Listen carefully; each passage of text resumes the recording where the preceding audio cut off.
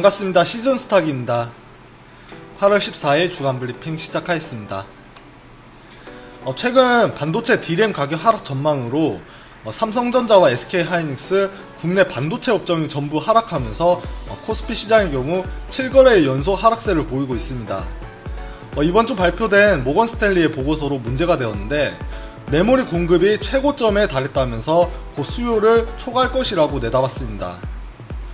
그리고 미국의 마이크론의 투자 의견도 하향 조정을 했는데 목표 주가도 105달러에서 75달러로 낮춰잡았고, 마이크론의 경우 삼성전자와 SK하이닉스 다음으로 D램 반도체 3위 업체입니다.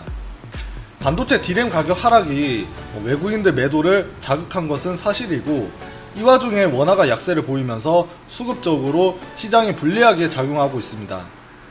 당장의 외국인 수급은 예측하기 쉽지는 않지만 우리나라가 워낙 반도체 산업 의존도가 높다 보니 반도체 경기가 둔화되면 전체 산업 경제 성장 우려가 높아질 수밖에 없고, 현재 국내 확진자 수도 늘고 있어서 내수적으로도 부정적인 영향을 받을 수 있기 때문에 경기 둔화에 대한 우려감이 기업의 펀더멘털에 영향을 주고 있습니다.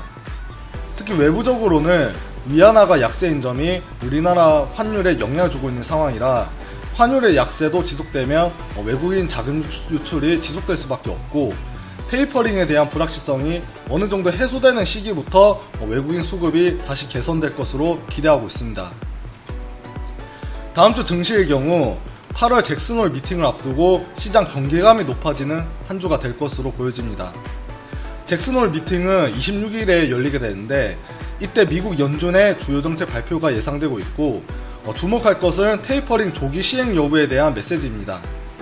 현재까지 미국의 연준 의장을 비롯해서 대부분 연준위원들이 테이퍼링 시기에 관해서 구체적으로 언급한 적은 없는데 8월 잭슨홀 미팅에서 논의를 시작하고 연말쯤 발표, 내년 1월에 실제 테이퍼링이 시작될 것이라는 예상이 최근까지 시장에서 힘을 얻어왔습니다.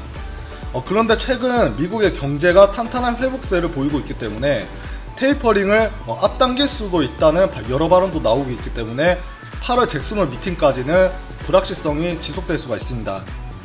그리고 다음 주 미국의 7월 소매 판매 수치가 발표되는데 미국에서 실업수당 지원을 축소하는 주가 늘어나면서 소매 여력이 줄어들고 있는데 추가적으로 줄고 있는지 살펴볼 필요가 있습니다. 18일에는 FOMC 의사록이 공개될 예정이고 이 역시 경기인식과 관련된 언급을 살펴볼 필요가 있겠습니다.